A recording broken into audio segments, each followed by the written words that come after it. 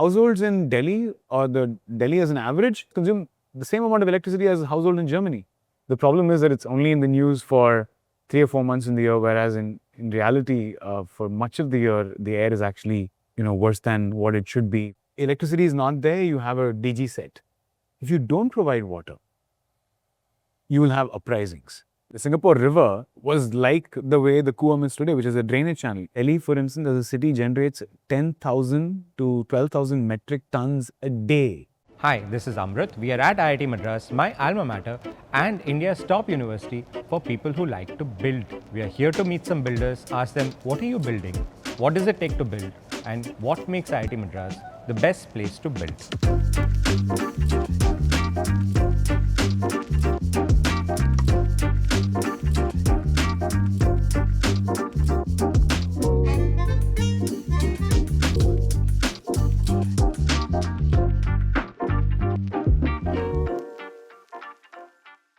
Hello and welcome to the Best Place to Build podcast. Today we are sitting with Karthik Ganesan, a fellow at the Council on Energy, Environment and Water, CEEW. It's a homegrown non-profit policy research institute. It's a lot for me to take in. I'm not sure what that means, so we will learn from Karthik. Hi.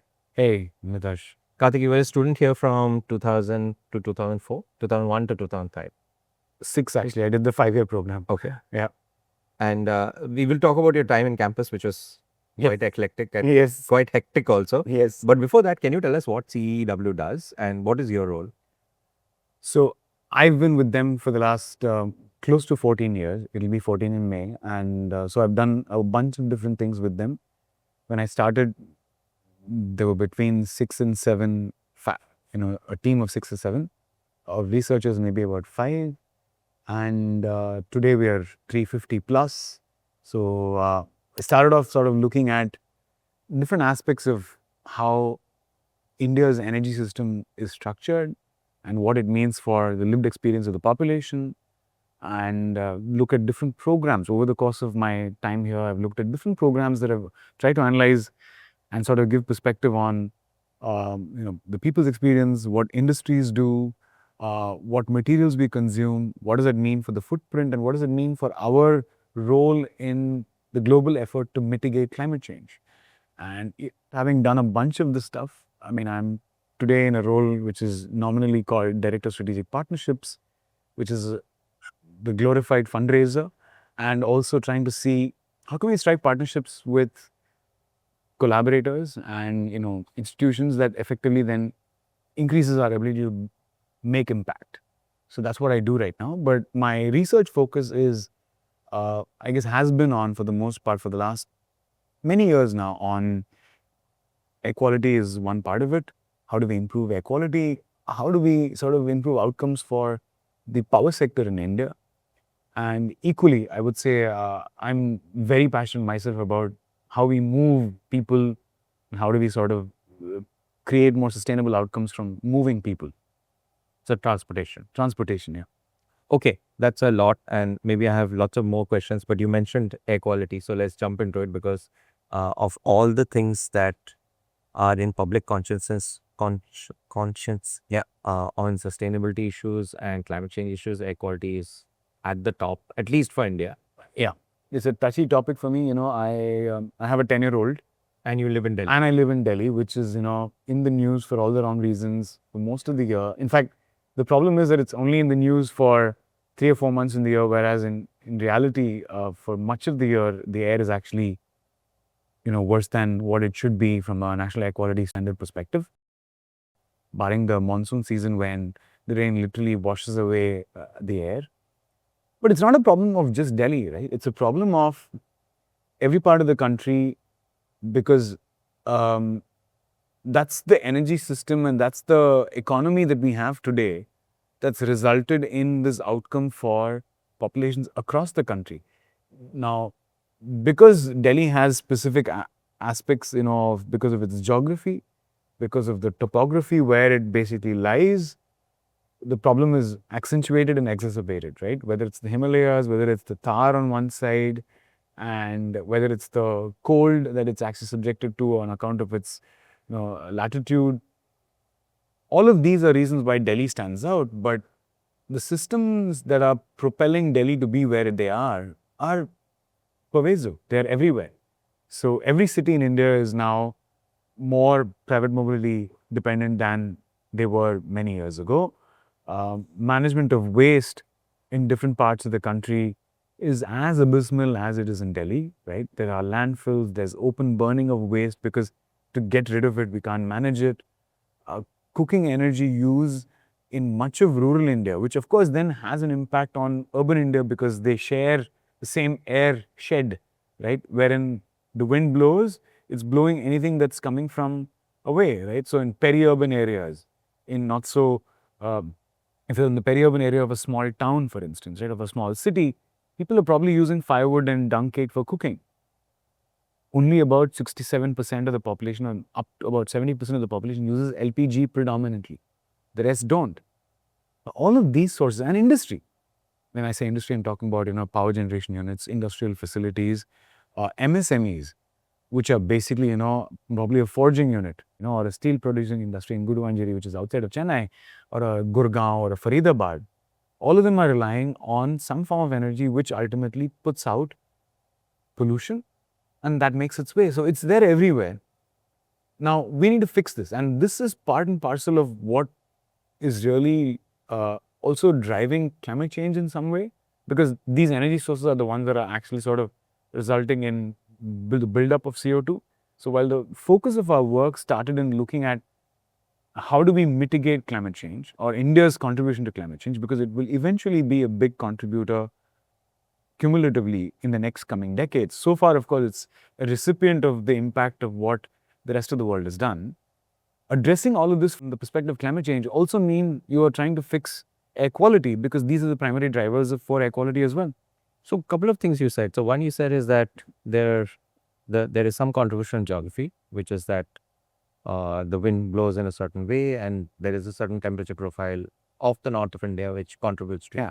And it's like a lid, right? You have the Himalayas that effectively also then, But I just want to say that during COVID, yeah, when human activity was so low, exactly, we saw that it's possible to actually have great air quality in that geography. Yeah. So it's not the 90% contribution, maybe a 5, 10, 50. It makes it worse, but it's not the... Correct. But at the same time, very few people remember the sites of the Himalayas from wherever they were. What they remember is the lack of livelihoods and opportunities, right?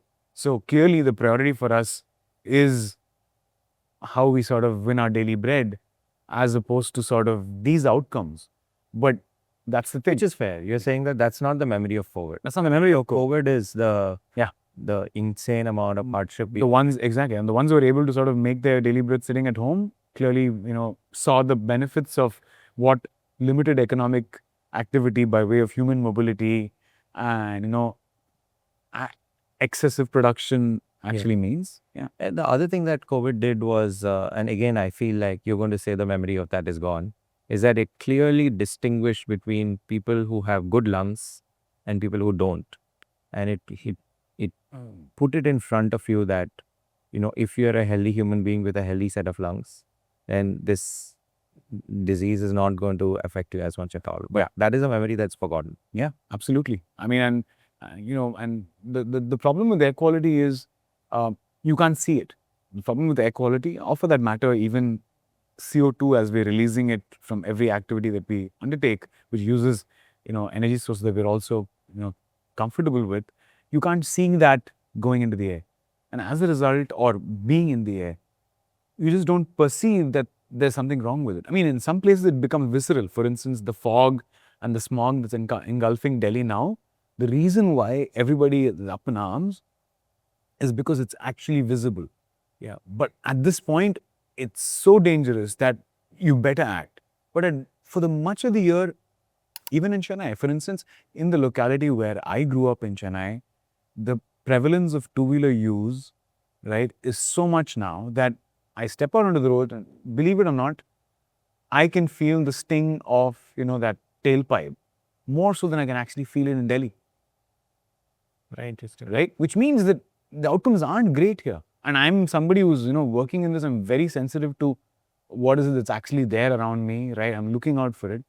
So my father, in a locality where I would think he's actually Very interesting. And I think you mentioned this in our prep also that when you say that the AQI of a place is so and so, or when you say the CO2 or the particulate matter PM 2.5 is so and so, you are taking an average, but you may actually be living in a place that's far, far worse. Far, far worse. And so your city could be at 200, but your immediate street could be at 450. 450. I mean, my parents have had a construction site. I used to stay for a period next to Tenampet signal. Oh God.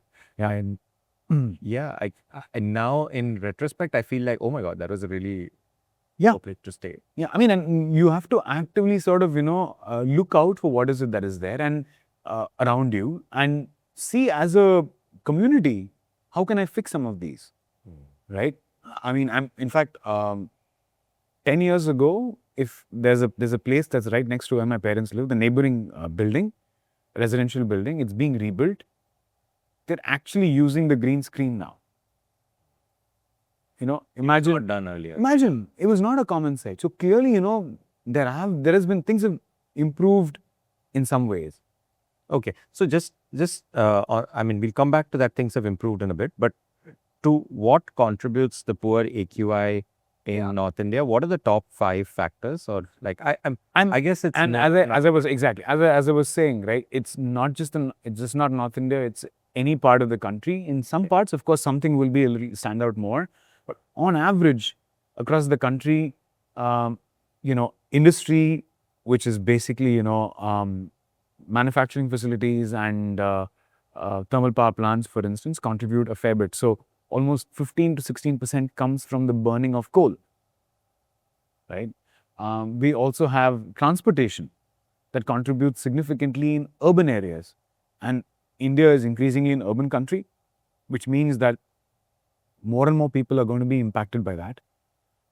A disproportionately large 25 to 30% actually comes from residential energy use, which is not electricity, but which is actually sort of the fuels that you use for cooking and heating. Now, when was the last time any of us in our urban lives saw anything being heated with anything but a gas? Almost never, right? Our grandmothers probably shifted to, cooking gas in the 1970s when the government of India sort of, made it available for everybody. But subsequently, we find that, there are the populations that are there in rural India today still continue to rely on primarily because it's an imported commodity for the most part, and it ends up impacting, maternal and child health in households which actually use it, right? And then the big part else is waste, right? We're generating a ton of waste, right?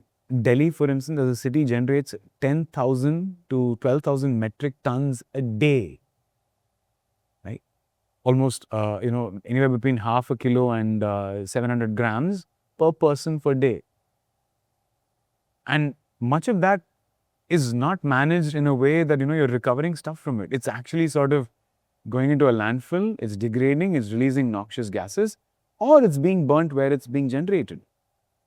And finally, it's this ever-present dust. I mean, you go to a Western country and the reason that you find yourself in a different setting is that they manage construction and demolition dust and dirt in a different way so that it doesn't spill over onto your roads. It doesn't then, effectively then come back onto you when vehicles are flying over it. And the reason I'm talking about all these different sources is, as I said, all of this is what constitutes the way our economy is basically growing. Fair enough. What you're saying is that if you mentioned manufacturing, thermal power plants, you mentioned transportation sector. We obviously need these. We need things to be made. We need people to move. Yep. In our prep, you said traffic is us, which is fair. Traffic is us. Residential, it's residential non-LPG use. These are people who can't afford LPG use or don't have access to LPG. Yep. And waste incineration, if you don't burn it, then it is going somewhere and somebody's land and some. So all of this are sort of coming together into this sort of cauldron of problems. Yep. So to solve them, I mean, what is the CEEW approach? Yeah. So I mean, CEEW's, mission is to basically, explain and change the use, reuse, and misuse of resources through data and strategic communication, right? Data analysis and strategic communication. And so, as you can imagine, we're a research shop. We look at the problems that surround us, especially in the domains of energy, environment, and water, which constitutes this idea of sustainability, because these come together to drive a sustainable economy. We identify what is the problem that's kind of persisting, that's kind of keeping us where we are as an economy, as a society, as a population, and we pick up these problems, and we have 15 teams, possibly more now because there are more nuances to each of these teams. It could be in water, it could be in energy. I mean, when I say energy, Give me an example. yeah, Like a for instance, I mean, let's take the example of, for instance, transport. One of my favorite examples. We find that, one of the reasons why when we step out of, India, let's say, you travel to London, for instance, right, for work or for leisure, if you had the opportunity, you find that you love being outdoors there. Why is that? Because, the air is clean, but it's clean for a reason, that London has managed to sort of put in a lot of money into public transit. To try and sort of make the process of taking public transit so convenient, right, or so expensive to consider taking private transport, that everybody uses it, no matter how rich, how poor you are. It's available for everybody to use. Cycling, for instance, or walking pathways. The weather is conducive for much of the year. When I say conducive, you can wear a jacket if it's cold. In India, the common question that's thrown at you is, it's too hot for you to actually, walk extensive distances. It certainly is true in many parts of the country, but we can change the way that is. I mean, that's not true in Bangalore.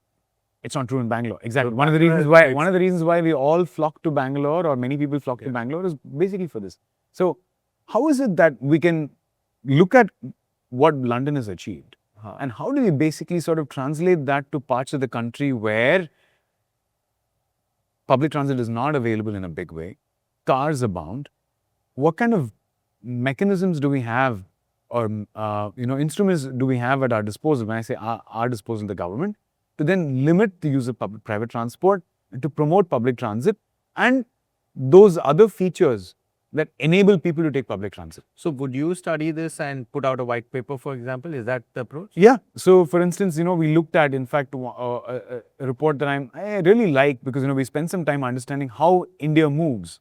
We looked at tier 1, tier 2, tier 3 towns to understand. This was a primary survey, literally asking people about their mobility choices, right? How many times a day do they travel? How much do they travel? What is their primary mode of transport? If they're a man, what are the challenges that they face? If they're a woman, what are the challenges they face? What do they spend when they commute, right? And, we got some phenomenal insights. Not that these were new. The earlier data set was the census, which, at that point already was in 2011. Today, of course, we are, 15 years away from. Hopefully, it will happen this year. It's again happening again next year, right? So this study gave us a perspective of what people want or what people are lacking. And some of the things that came out, for instance, was 55% of households in tier 1, tier 2, tier 3 cities actually wanted to own a car. Imagine when the ownership is less than 10% today, 55% want to own a car. Yeah. So it's an aspirational commodity. But imagine if 55% 4x did more. own. 4x more cars. Where would it go? Right? So clearly, unless we're able to sort of articulate alternatives to the government and figure out what is the cost of going down the path of what people want today versus where they could normatively be, right? Requires somebody to sort of study this. There are a bunch of organizations that do this in the global context. Some that transpose solutions that have worked in the West. So your white papers or your output would be in terms of analysis, evidence, policy papers, and then, of course, memos that we send to, bureaucrats, officials, for instance, city commissioners, right?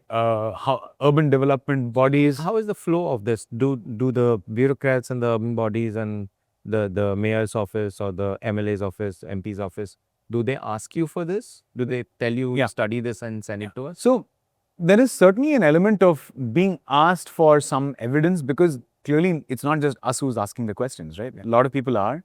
And sometimes, for instance, you may find that a question is asked in the Lok Sabha. You find that government puts out an answer, but sometimes that answer is actually coming from people who've studied this. So to answer your question, a lot of what we sort of end up studying is things that we observe, because we have trained professionals who've looked at these in their masters and PhDs or even in their undergrads, and we decide that these are the problems that we want to study. We will try and then approach. We're a not-for-profit institution, so for most of our revenues really is not from consulting style studies that we provide to somebody on a tailored basis. So we approach philanthropic resources, people who provide philanthropic resources, foundations, to help support the creation of this evidence. And invariably our our client in some ways is government for the most parts, but increasingly also the private sector.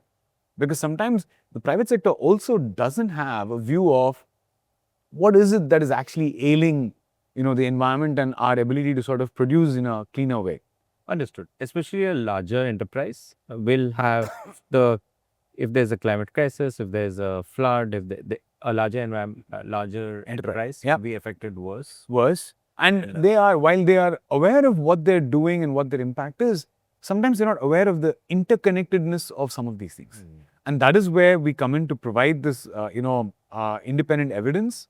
And being a non-profit gives you a certain amount of autonomy. Credibility, right? Saying that I'm not peddling anybody's sort of, message. Agenda. I'm not, a paid lobbyist at any level. Now, that said, it doesn't mean that I can't work with a corporate entity that wants to, for instance, have something studied. Because at the end of the day, as long as you have editorial independence, which gets published in a peer-reviewed journal, which passes the muster of, of independent reviewers, the analysis effectively sort of then speaking to either a solution that's on offer as a result of something that, let's say, an industry is putting out, right? Or we identify that there are certain problems with the way, some of these commodities are actually made and produced and consumed, and that will come out, which then gives food for thought for everybody as to how do we manage it. The idea is not to, say, pick and choose who you should and should not work with, because ultimately, every one of these people has a role to play in driving the economy forward. Understood. Right? You can't paint someone as a villain. Everyone is a party to this. Everyone is a party to the solution. Absolutely, exactly. And your mandate with some entity may be in a limited way. Yeah. And it gives you a certain amount of autonomy because you have independent funding. Exactly. Is there actually two questions are coming up. One is there I'll ask both questions even because they're different. Yeah. Is there a bunch of institutions like yours in India? Is India, I don't know, I've never heard of many. I know TERI used to exist. Yeah. For the longest time. Yeah, so that's one question. The second question is, are you also curating solutions? Yeah. Or are you also coming up with solutions, or are you just saying these are the evidence, these are the problems? So on the first question, I mean, TERI is of course the name that comes to many people's minds, right? I mean, the head of TERI at some point was the head of the Intergovernmental Panel on Climate Change, which won the Nobel Prize at the turn of the century. So that brought, TERI and the work that they do to the limelight. They've been around since 1985 or 75 actually. They celebrated 50 years recently. So they've been around for a while. And they've done some phenomenal work. But as you can imagine, diversity of thought is what I think helps keep, many considerations in check. So that, there is actually somebody else who's independently able to say that, yes, this does hold good. More importantly, for a country the size of us, we need many more institutions. So yeah, there are many problems. Correct. There are many problems, many different contexts to those problems. We were founded 15 years ago. Around that time, there was another institution by the name of CEEW, which is based in Bangalore, that was also founded a few years ahead of us. And there have been institutions that are, not as wide-ranging in the things that they want to work on. For instance, focus on energy, focus on only wind energy, for instance, right? And then there have been Western institutions. Again, the West has a storied history of institutions that have supported, sustainability through not-for-profits, for instance, the World Resources Institution or the Rocky Mountain Institution. And they have a global perspective, and they realize that India is going to be a significant player in shaping climate change and its outcomes. So they have set up shop in India, or have had it for a while now. But as I would like to think that, alongside Terry and CSTEP and CEEW is one of the handful of homegrown institutions that speaks to what is it that is actually important for India, in a way that we're able to sort of abstract away whatever little influence may come by way of, Western interests, because ultimately we collaborate. And that it is bound to happen that problems that the West has faced are kind of also mirrored on us. I mean, I feel like sometimes we criticize not very common, but sometimes we think of the Western institutes as, oh, they have a point of view which may not be same as our point of view. But when you think of cities like London, which you mentioned, and maybe cities like New York, Singapore, they have gone through extreme environmental crisis in their whatever 200, 300 years of history. They were dirty cities, they were polluted cities. Yeah. Singapore had its very own Kuam. Yeah. Right? The Singapore River was like the way the Kuam is today, which is a drainage channel, and they got cleaned up. Yeah. And today, where you have, recreational activities, right, happening, London had the Great Smog, Los Angeles had a smog until the 70s, right? And they all got cleaned up because the evidence was created. So clearly, they've gone through this. So there is a lot for us to learn, but the reality is that we don't have what they were endowed with at the various different times that they made these changes. Yeah, they were rich at the time. No, I mean, Singapore was dirt poor in the 1960s, right? But they had a personality like Lee Kuan Yew, right, as the first prime minister, who ended up sort of prioritizing certain things. There was a certain form of government, right, a single party government that allowed that the ability to shape what is important. Now, India, I mean, there is no place like India when it comes to the sheer diversity. I mean, and we can say that, there are democracies around the world, but in our own way, the difference in the way we think, as a result of, the geographic, cultural, social context and the economic context across the length and breadth means that we are inherently going to be messy. Yeah. And to create solutions for us means that we've got to synthesize all that is there and look at how do we take all of these people together forward without leaving anybody behind is a phenomenal task. Yeah. Right. And in that, I think, we're playing a small role in presenting that synthesis of how we can, as a country, go ahead in sort of growing economically, but at the same time, right, also being sort of wary of the fact that in growing, we should not sort of destroy the environment around us that's actually enabled us to produce what is it that, we need to sustain ourselves and to sort of, grow, as a population, yeah. Okay, so we had taken a 2-minute break because we got served coffee by our cinematographer, Mrityunjay. Thank you for that. Getting back to where we were. Yeah. I feel, first of all, the point you made about democracy, I had this memory of our director, when both of us overlapped for a few years. So the director of IIT Madras at the time was Professor Anand. Yeah. And I remember him talking to us about something, and he said, it's really hard to convince someone who has never experienced an air conditioner to say that, hey, don't get an air conditioner because it's environmentally polluting. So it's not going to happen. So there is a sense that people want to grow, people want to live better, whatever, but there's a cost attached to it and so on, right? I heard you say in our prep that for a country to be more sustainable, to have a higher quality of life, it almost invariably goes to a higher energy consumption. Can you explain that a bit? You imagine this, right? Almost anything that you do, I mean, and we're sitting in this room where we're drinking, hot coffee, there's lights on us, there is some level of, I mean, there may not be air conditioning here today in Chennai in December, but, if you're doing this anywhere else, in the country in the summer, even by this time in an enclosed space, you need some form of energy, whether it's active cooling, right? Can't do it. We moved, I came in, unfortunately, in a car today morning. I got a cab and to drop me here, but otherwise they use. So, and much of the country does not have all of this readily available today. And all of this requires some sort of energy that's propelling it.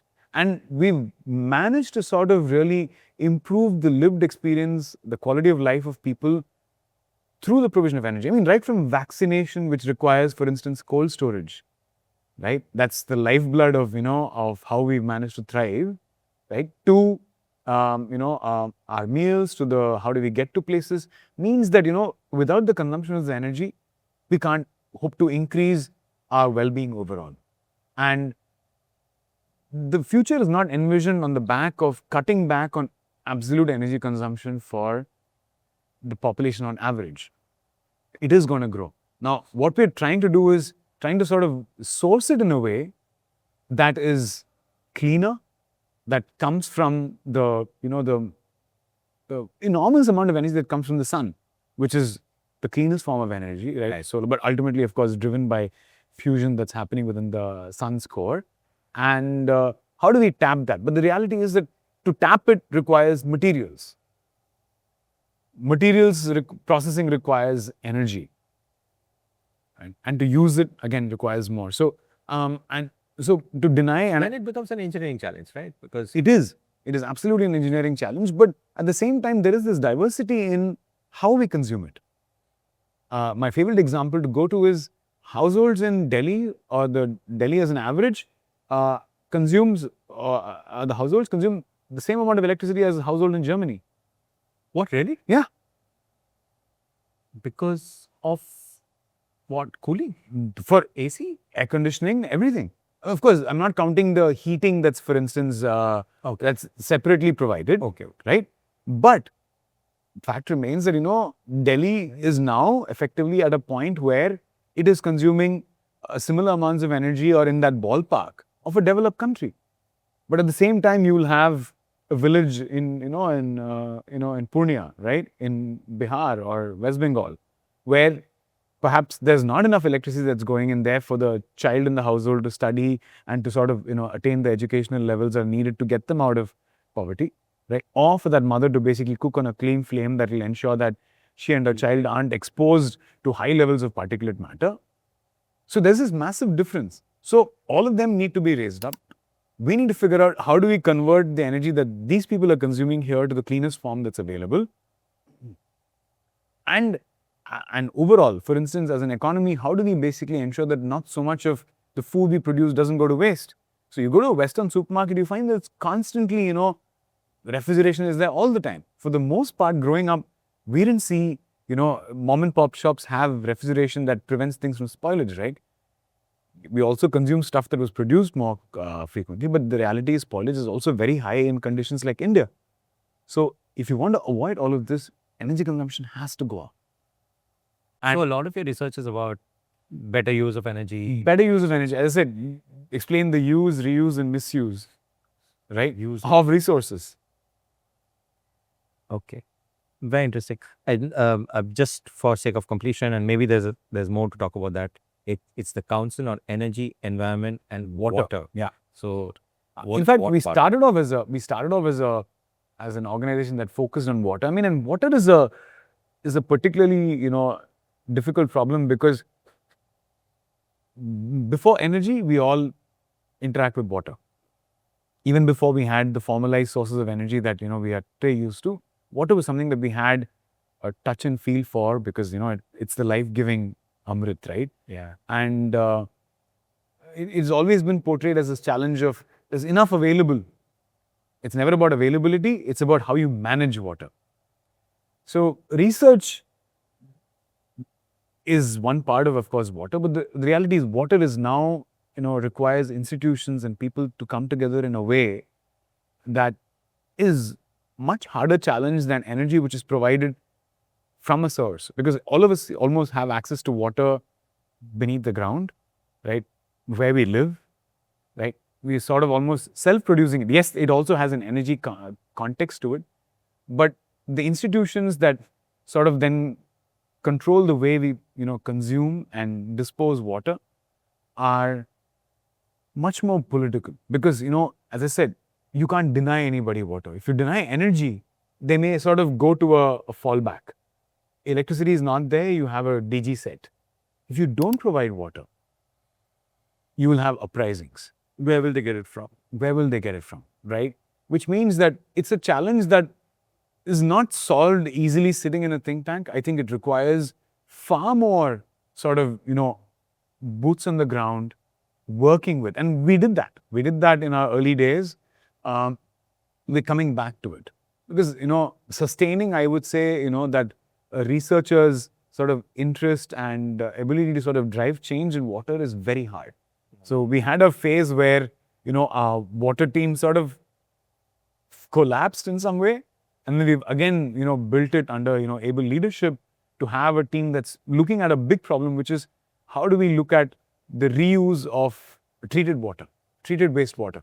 Because ultimately, if it's a management problem and we're consuming so much water, then if you actually treat your wastewater and you circle it back to the appropriate use cases, and in the case of, for instance, Singapore, since you brought it up earlier, to water that's effectively potable, right, in a bottle, albeit in Singapore, you've solved a problem, a big problem. So water is, as I said, it's come a full circle, but it remains, at the, I guess the top of our priority, because we will be seeing, I would say at some point, maybe we are likely to see strife as a result of climate change induced water stress, both, surplus and deficit, right? We're going to see parts of the country go through extreme droughts, extreme rainfall events. Sitting here, 10 years ago, we may have just witnessed a flood or the campus, In fact, 2015. I had this story. You must have been on campus when Chennai ran out of water and IIT had to shut down for 2 months. 2001, our semester actually started on the 1st of September. We had 6 days a week of class. We wound up the semester by 1st of December. That's because July, August, there was no water. July, August, there was no water, and we had 2 semesters of this. People were asked to vacate hostels and go back home. Yeah. Right? And Chennai was, it's not that, it's, and again, this brings us to an important problem. It's not that these stresses that we are talking about today have not happened. I'm talking about something that happened, we're talking about something that happened 20 years ago. My mother told me that in 1983, the year that I was born, there was a massive water crisis where literally, holding me in one hand, she'd have to literally run across the road with a kodam, right, on her waist, and get the water from our centralized lorry that was basically coming there for potable needs, and make do with that. So we faced all of these problems, but it's really how the scale of these problems, because we are now concentrated in smaller areas, the density of population is much higher. We need to deliver that much more commodity of water, and now the availability of water is that much more erratic. So what was earlier a coping mechanism, Amrit, right? Yeah. Cannot sustain us anymore. It has to be an organized, thought through adaptation measure. Yeah. I actually brought that up because Chennai has seen both. Has seen the flood and the drought. Yeah. And it's bizarre. It's bizarre. But the drought problem is solved now. Like, I don't think Chennai runs out of water now. Again, Is it the energy thing? Are it we is spending more energy on it? Absolutely. So, I mean, only 5 to 10% of the water that you're consuming is actually coming from a centralized provision. Otherwise, everybody is literally going for the earth beneath their feet. Yeah. There's also a lot of tanker. There's a lot of tanker. There's a desalination plant. There's desalination plant, right? Heavily I energy. think it's absolutely absurd that in a country that's energy poor, we're relying on desalination for the provision of water, right? Because we don't have 24 hours of electricity anywhere in the country. Yeah. Right? In your CEEW, you have solved one problem and caused the other. Cause another, yeah. I mean this is where there is this is a nexus, right?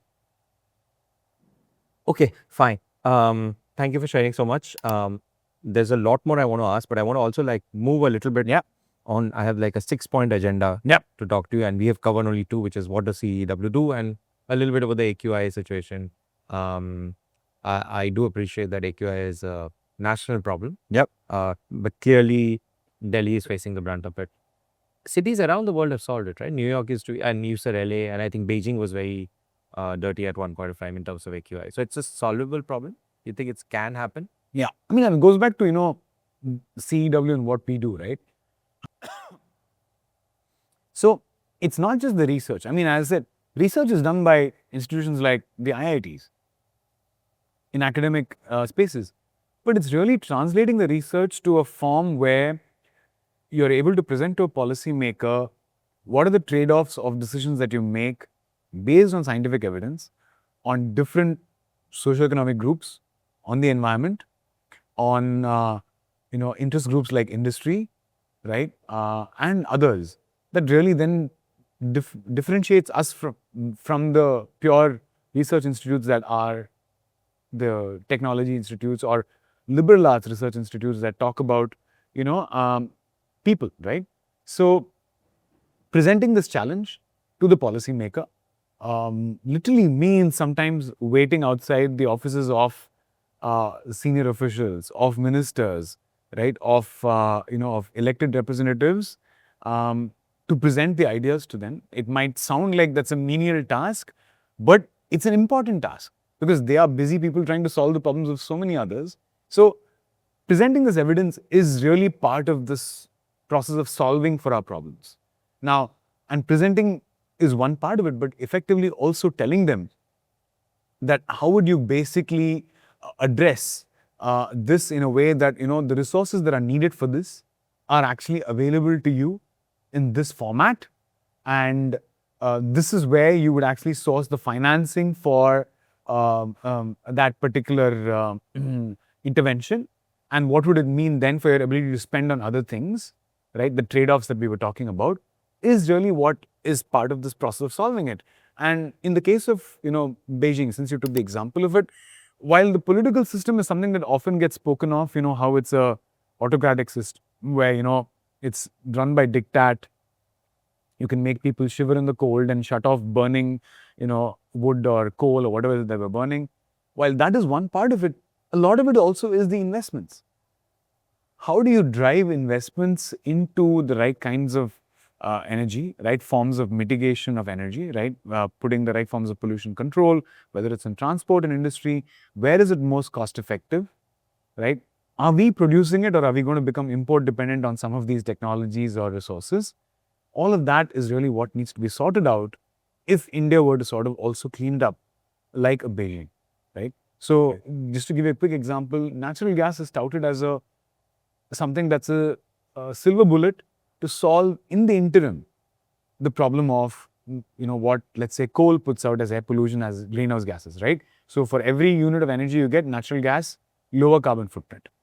For every unit of energy you get, lower emissions footprint. But natural gas as a commodity is 80% imported. And we're competing with the Japans and the Koreas in this part of the world for that commodity, and they're willing to pay a much higher price than what we are willing to pay. Yeah. Which means that our currency is also depreciating, so it's getting costlier to us. It's getting costlier to us. So which means that that's not the solution for us. Or at least that's not the solution for the most of the problem. We have to figure out how do we use what we're endowed with, but in a way that we're not actually sort of messing up the ambient environment. Even listening to you gives me anxiety and I feel so extremely overwhelmed. Yep. How do you manage? And also like your team, right? It's 350 people. Yeah. How do all of you manage this? Yeah, I mean, we're a team of 350 people, of which possibly 300 sit in Delhi. Young people who have aspirations like any other anywhere else. But for the good part of the last 1 month, they've been homebound or office bound because you just can't step out. So you can imagine that, sitting in a place, and this is not just about the air quality, right? But it's really about broader environmental degradation and what it means for how we interact with each other. The stress, for instance, that presents in a city like Bangalore or in Delhi, when you're driving out there on the road or you're even on the road in a bus, and the exchanges that you end up seeing because of how we've made all of this a competition for the available space on the road, right? When you buy something thinking of what will happen to that waste that we're basically generating. We know that if it's being burnt somewhere, it's adding to your problem in the winters, right? The food that you eat, you realize that, the water that's actually being used to, irrigate that crop is potentially, not been treated enough to remove, high levels of, phosphate or nitrogen, which then has other problems. Just existing is a problem. Existing is a problem. I mean, and this ends up, and when friends ask me, what do you do in your spare time? It's doing something that even takes your mind off, right? This involves, imposing something on the ambient environment, right? If I'm traveling for leisure, that's causing damage to the product. Did you so end up feeling guilty about it? Absolutely. I mean, and when they talk of, climate anxiety that is being induced in children and, in countries that are excessively focusing on this is very much a real thing. I think of the constant talk of poor air quality, for instance, in Delhi. What is this doing to my child's, ability to sort of think of doing things that she would otherwise do carefree? A 10-year-old asking, can I step out of the house now? Is the AQI safe enough? Is an absurdity. But that's a regular occurrence. So, as parents, we have to actively think of how do I not make it overwhelming for her while retaining concern. So, how do you engage the child in different ways to ensure that they are feeling a sense of agency in being able to do something they wanted to, but in a safe enough environment that they're not exposing themselves enough? Many parents can't blame them, right? Because they're not able to sort of, think of this problem constantly. Correct. So some of them allow their kids to play outside, can't blame them at all. Some of them don't have the wherewithal to basically go after their kids because they have jobs that are of different concern. Yeah. Right? Whereas for me, it is something that I'm always thinking about, which means that I'm trying to do something about it all the time. Yeah. It is definitely a problem. And and I think the biggest challenge for me is, over time there's definitely been it has diminished my belief in my ability to sort of drive change, but I can't let it go because that's my bread and butter as well, right? That's what I know how to do. But when I see that things aren't improving at the pace at which I would like them to, because it's my kids' life that's currently, being impacted by it, I do feel like I want to do something else that, maybe takes my mind off, that at least gives her a reprieve, right? There are many others who are fighting for the cause. It's not just me. Yeah. So it's certainly being shared. It's a shared burden, but I can't imagine everybody else isn't going through these same anxiety pangs. Yeah, fair enough. I mean, in our prep, you gave the example of a doctor, and obviously a doc has a fairly, I would say that they give more to society than they take. Yep. Right. So their daily lives are equally stressful, or they're full of other concerns. And in that moment, to step back and think, should I take the metro? Should I take an Uber? Should I order from Instamart? Should I walk down to the store? The full life decisions that we can't expect. Exactly. I mean, and that's the one realization that's come to me, Anvit, right? That, it's not going to be driven only by the conscience of people and shaping their choices, or even expecting them to shape their choices on the back of learning and understanding based on their interactions with the environment. It'll have to be driven by a system that shapes actively, So if you were, for instance, talking about doctors in Mumbai, on account of the fact that the traffic in Mumbai is so challenging to navigate, actually use the trains to get to hospitals on time, so that their surgeries happen when they're designated to, because it involves a significant amount of prep and that can't be shifted on the back of traffic. So clearly, it can be done. Mumbai is already shaping the way a doctor thinks. Now, it's a fantastic sustainable choice. Now, is that where a doctor should be there, exposing himself or herself to, that crowded environment because they're going to go into like a ultra sort of, clean environment? Of course, they can go clean themselves, but then I'm saying, yes, you need to give them that peace of mind that, sort of before a big surgery, but they're having to do this. So you can actively shape through financial incentives, through social norms. And that requires the big brother, which is government, to come in and step in and say, these are the costs of doing things in a certain way. Yeah. Today, we are living in a world where, at least in India, where you don't have to bear the consequences of what you're doing, because there isn't, everything that we're sort of doing is into the commons. Yeah, in fact, that reminds me very well of one part, and there's a book called Thinking in Systems, which I really love.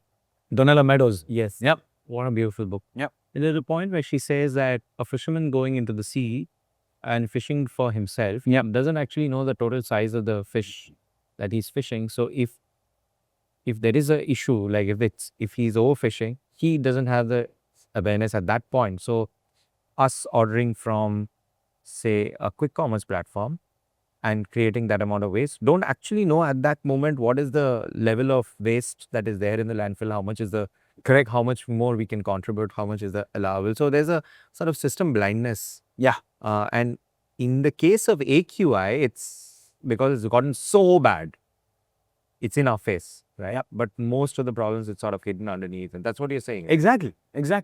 Right? That, how many of us think of what happens to the waste once it leaves our home? It's so oblivious to just packing it in that black bag and dropping it in a bin. But what happens beyond? If nobody gave thought to it, imagine it would be disposed of in ways that are unthinkable. There are, of course, systems that have started to, but then when you see all of this, right, like the drives that clean the Himalayas, that are literally picking up thousands of tons of waste, you realize that we've actually not thought through it as a... That's true. I'd never thought about it. In fact, the Science Gallery in Bangalore recently released a video, I know the director, called Down the Drain, which talks about how sewage is managed in Bangalore. Exactly. Eye-opening. Absolutely.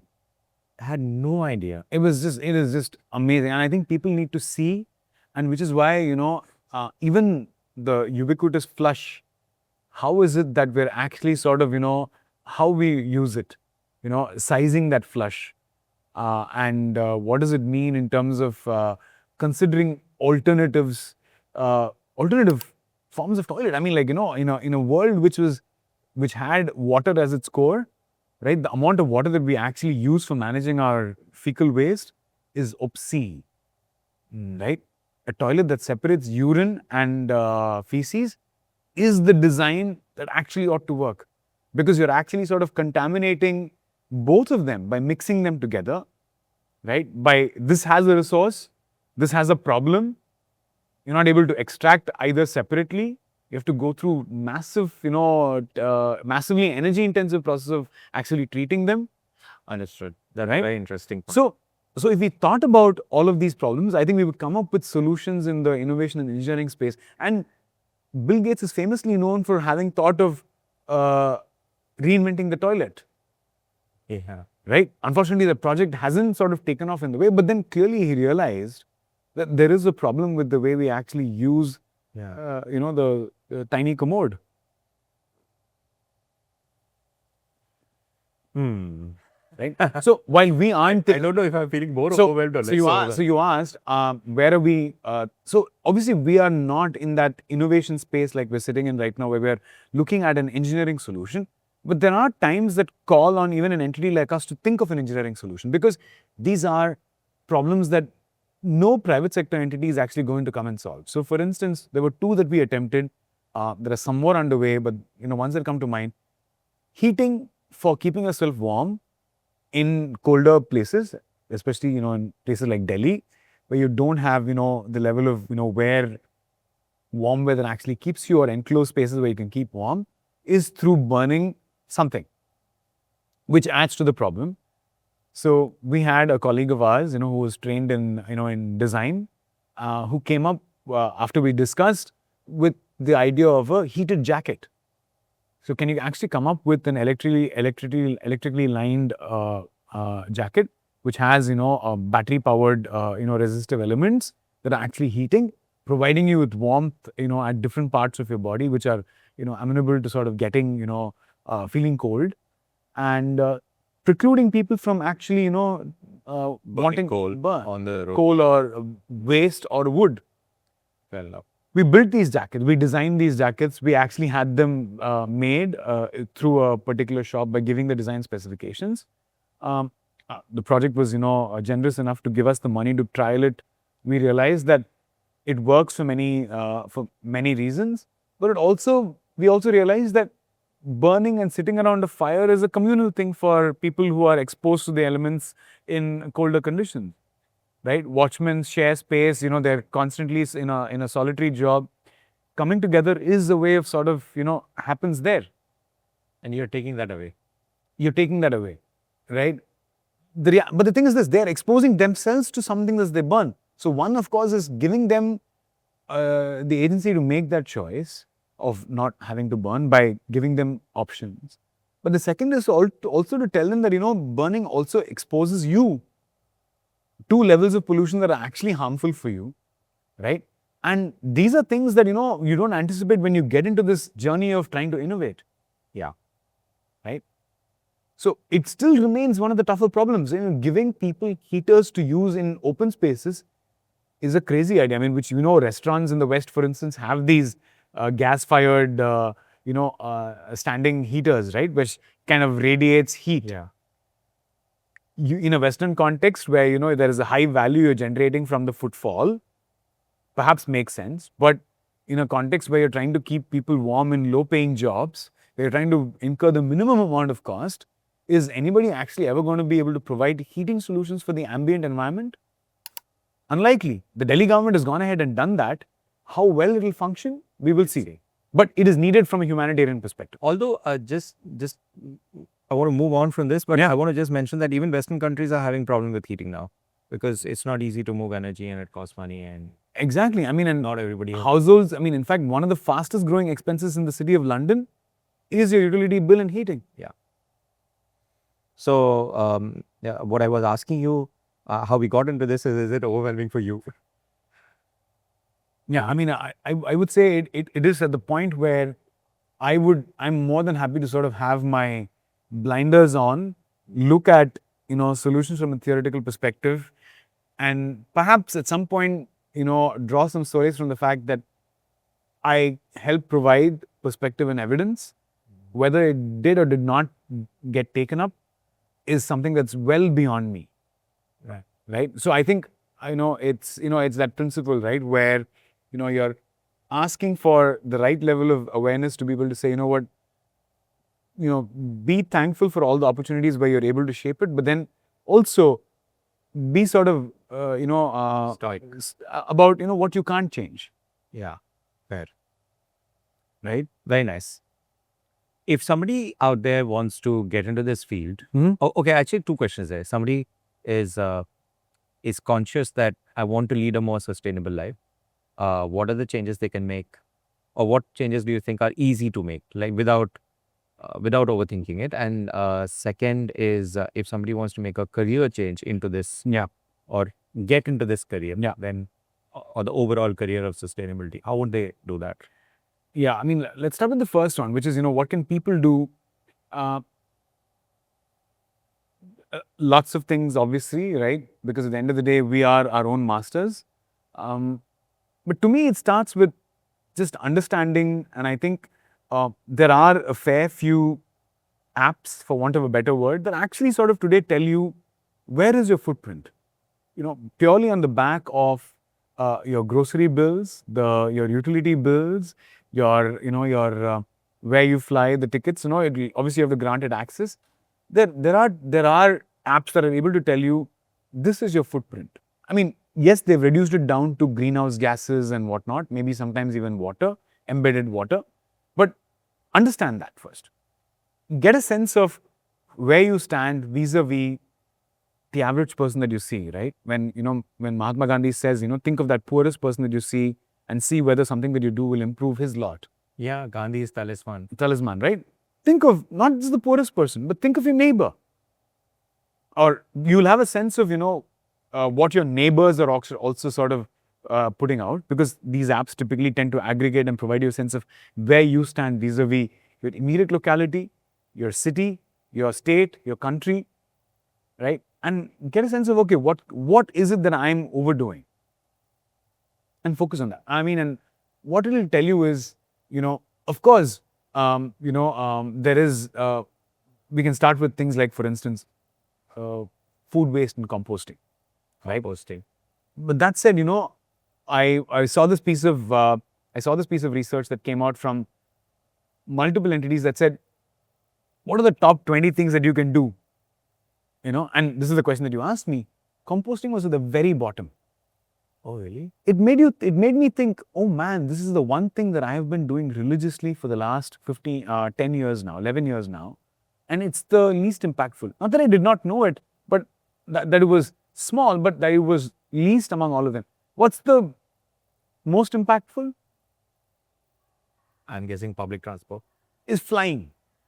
Really? Fly less, Oh, crap. right? Fly less. Now, the thing is this actually took a greenhouse gas lens to the problem, which then means that the amount of greenhouse gases that you're actually saving by not flying, obviously, is overwhelms the amount that you're saving by not composting, right? So now, but the thing is this, composting is deeply personal in the sense that it's actually making you think of something that innocuous that you're doing in your house and giving you a sense of, hey, this is how I go about solving for it.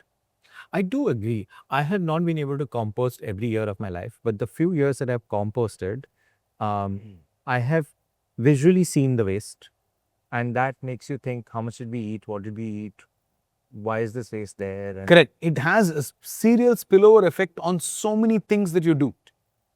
So to me, while it might be a small, part of the pie, or very small part of the pie, or an insignificant part of the pie, it does sort of give you a touch and feel of this is how I go about actually changing what I do.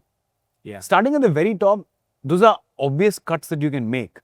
But the thing is that many times that decision is not something that you're able to sort of make on your own. Whereas this is something that you can do on a daily basis because this decision is entirely yours.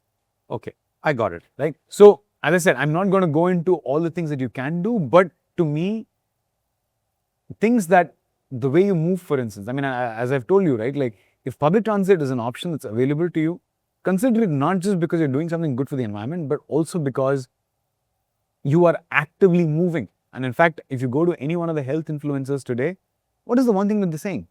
Sedentary jobs are actually sort of one of the reasons why we are under so much risk from non-communicable diseases.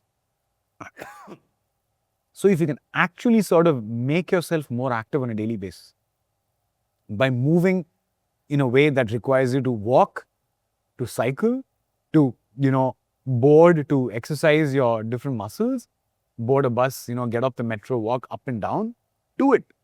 It's the cardio that you're not getting. You don't have to sort of set aside time for specific walks or whatever.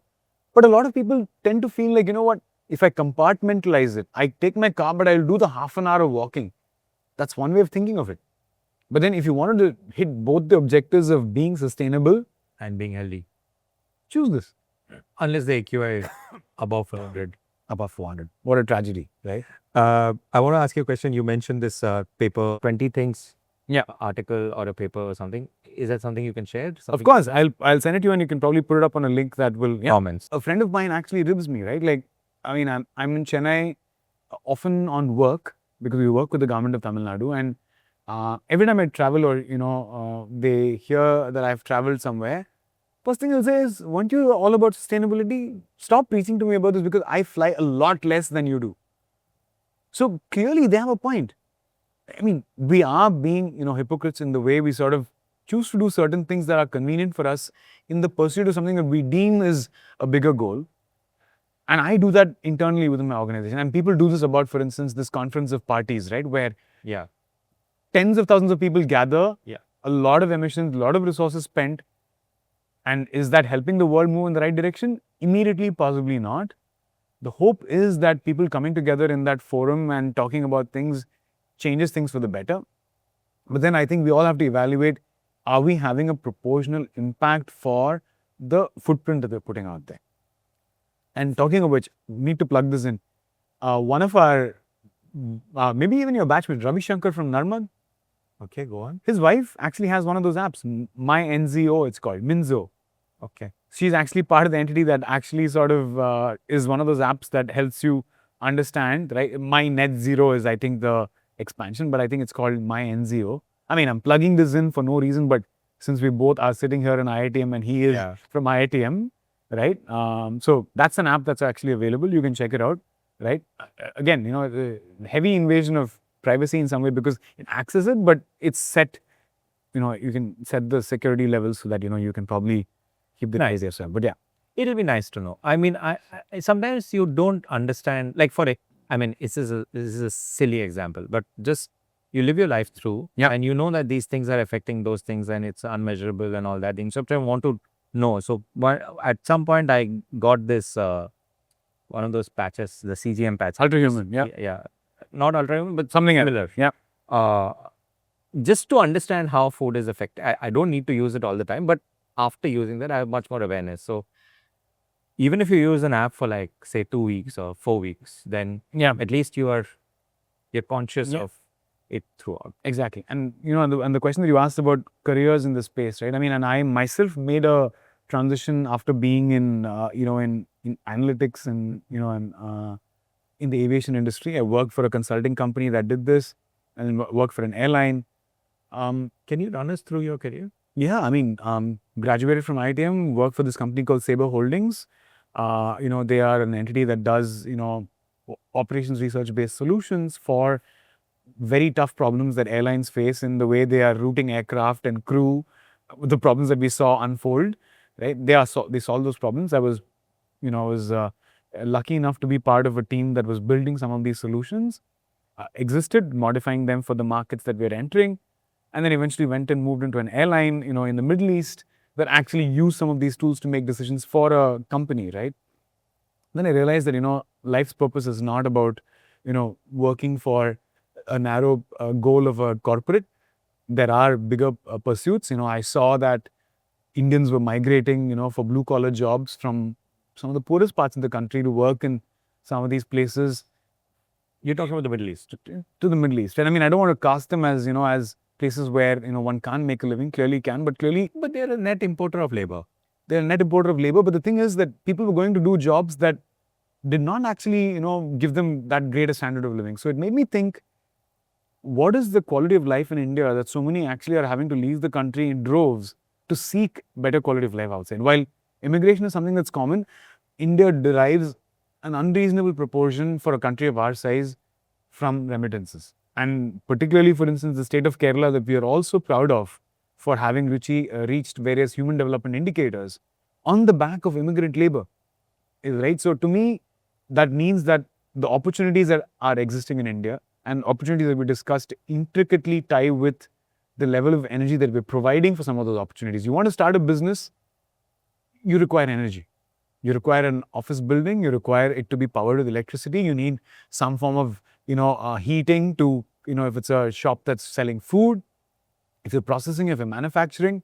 Clearly, we're not able to provide these opportunities to people. And as a result, they're going out there seeking these roles.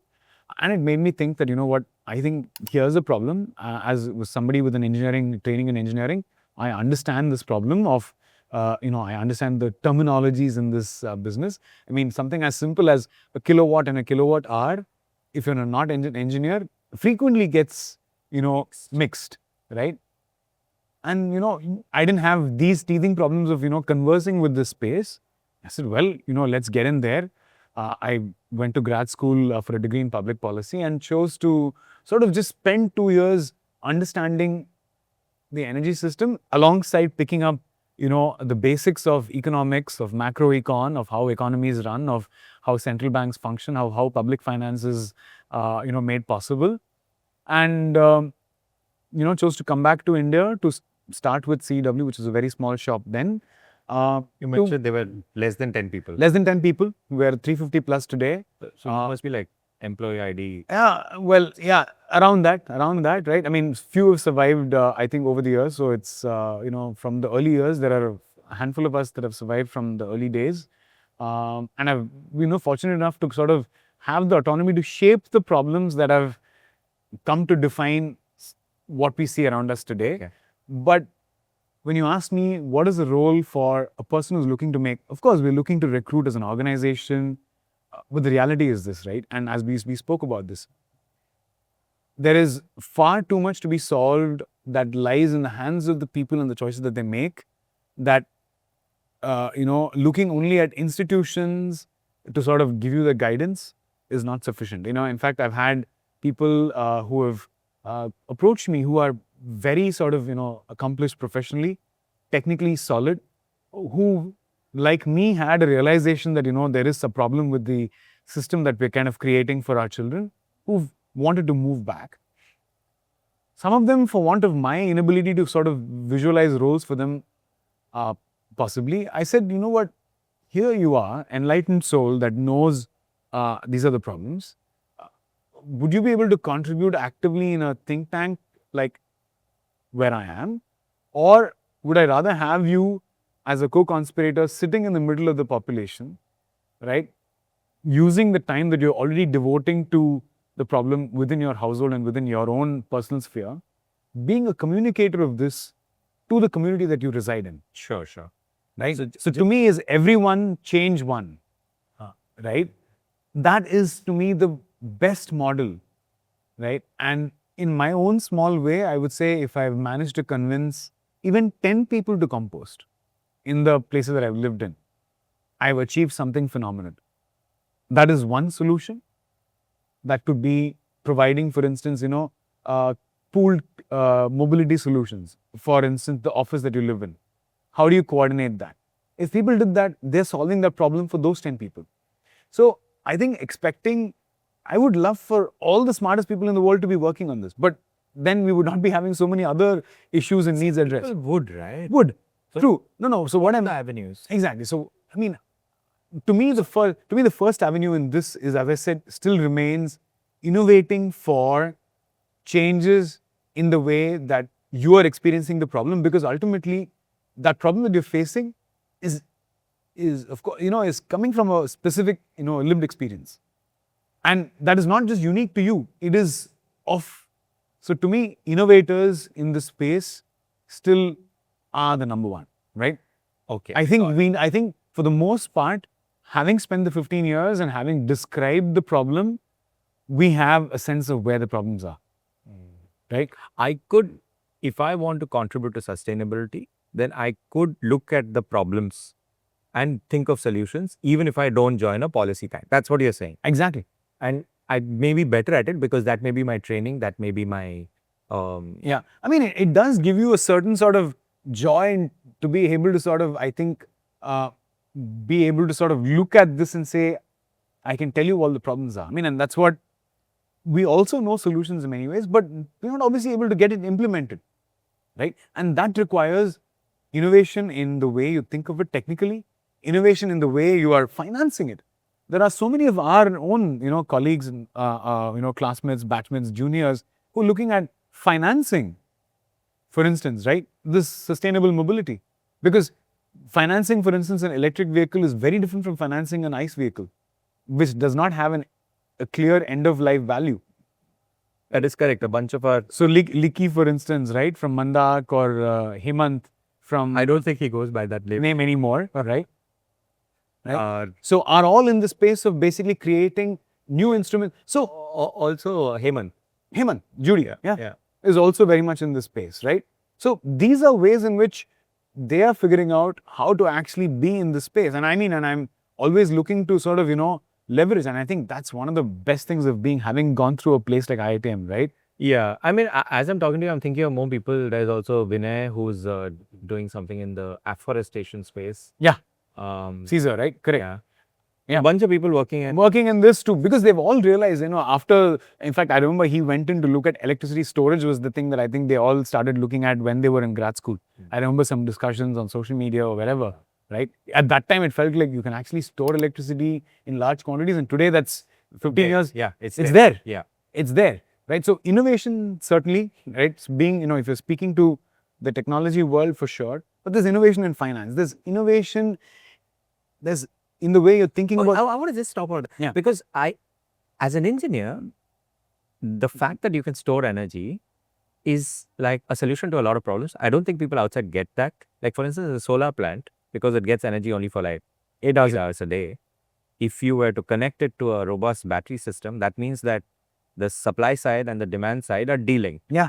And that solves a huge engineering challenge, and that actually makes it much more sustainable.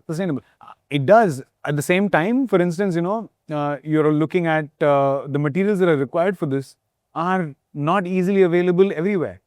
Correct. And so if you take that energy storage, the batteries, as end of use from EVs, like EVs have used these batteries for 5 years, and then you move it here, that becomes suddenly a little more environmentally friendly. You were saying that solutions like this don't need to come from someone sitting in a policy tank. Policy tank. The Right. problem could be flagged off by a policy tank. Correct. Maybe the solution is also flagged off, but engineers sitting outside, financiers Yeah. sitting. I mean, and how is it that, and if you can take this notion of sustainability and sort of apply it to, you have to apply that lens. And unfortunately, just yesterday, as we were part of the reunion, we were discussing, sustainability is such a farce, somebody said. And I was disappointed when I heard that, because clearly, being an industry, they're seeing one side of it where there is this greenwashing associated with what's called this ESG norms, right? Environment, social, and governance related metrics. It seems to be like a check the box exercise. Whereas in reality, if you truly internalized, how is it that the ambient environment, being the way it is today or has been in the last 150 years of industrial production, how has it actually enabled you to produce, thrive, and grow? And if you thought of, how can I preserve it in this way so that I can continue to thrive and grow? So that I'm not thrown these curveballs by, inclement weather or poor design of the spaces that I live in. You would actually sort of be doing justice to ESG. But the reality is today it's narrowly sort of kind of been, defined as CO2 footprint. It's been defined, unfortunately, by things like carbon offsets. I can do whatever I want, but I can plant a tree somewhere that will presumably absorb CO2, which is not accounted for well, which is the problem that, Vinay is trying to solve, right? And that will help me. So obviously it will look like greenwashing because you're not demonstrating to anybody that you've actually done anything different visibly. So Thank you so much. And because we brought it up so many times, what Vinay's company is trying to do is that if you're doing a carbon offset to some mini forest in Indonesia, and you actually don't know if that forest actually is growing, it's actually absorbing something, his company is sort of the MRV for it, and actually saying that this forest actually exists. There are trees which are there, and they are giving the metering for it. Okay. Thank you for doing what you do. I mean, I'm a little overwhelmed, and I wish. I mean, obviously you can have only one career, but I wish in the grand scheme of things, you see yourself in different careers. Like you're like, oh, I could have done this, I could have done that. And I definitely look at you and think, oh, wow, that would have been a nice career to have. And I hope more people choose careers like yours and contribute from the outside as collaborators. Before we go, I have to bring you back because we shared that small experience back in college where you were the academic affairs secretary in your final year. For those who don't know, the academic affairs secretary is the guy who handles placements for the final year batch. And it's a super stressful job because you are holding the aspirations of like the 500 smartest people in the country. And they're all looking to you or your team to sort of make sure that they get the best jobs, right? Tell us about that experience. I mean, I know it was a long time back. So, I mean, in fact, it ended up, talking of that, it set a series of things, dominoes going. I mean, I've said this to a lot of people of how taking on the role of ass, as it was called, right, AAS, pronounced as ass, effectively precluded me from actually even doing the dual degree thesis that I set out to do, which was on waste remediation or, wastewater remediation in the civil engineering department. I ended up antagonizing two professors who actually sort of were the people that I looked up to the most, whose courses that I'd taken the most. I was supposed to do a PhD in that area if I did the thesis well with recommendations and reference letters.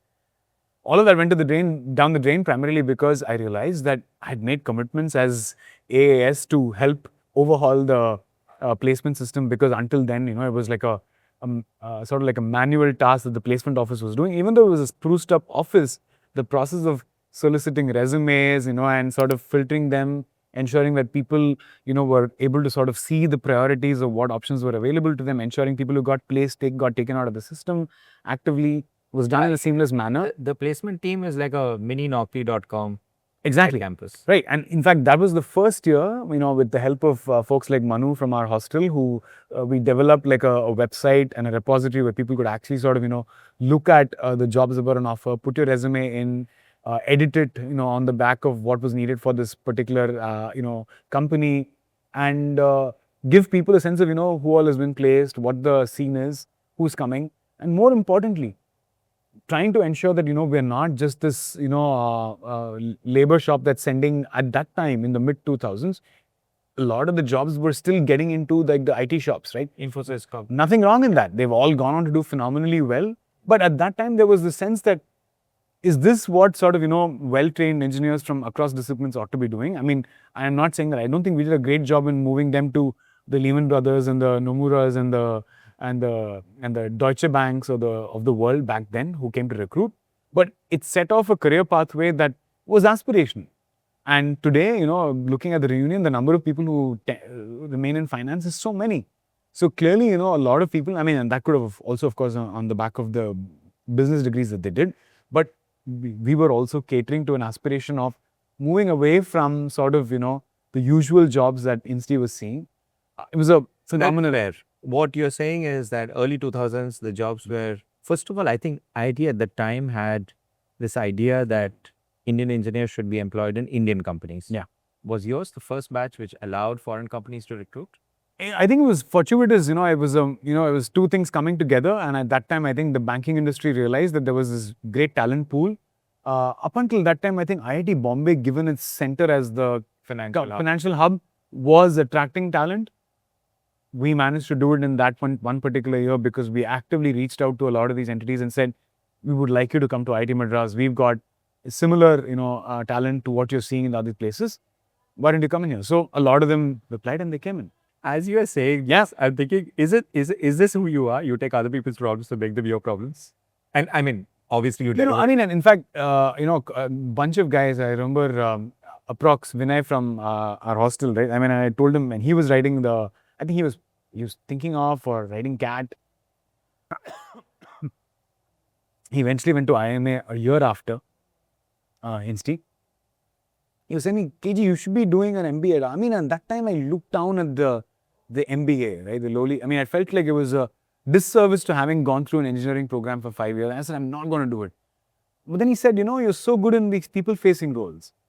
And, lo and behold, I would say, yeah, maybe I'm not the most methodical in the way I approach problems that are seen by, the people around us. But one thing I do see is that I think relating to the challenges that I think people around me see and facilitating solutions by either communicating to the change makers, right, or sort of interlocuting between groups of people that have, a common middle ground is something that I think I see myself as having been good at over the years.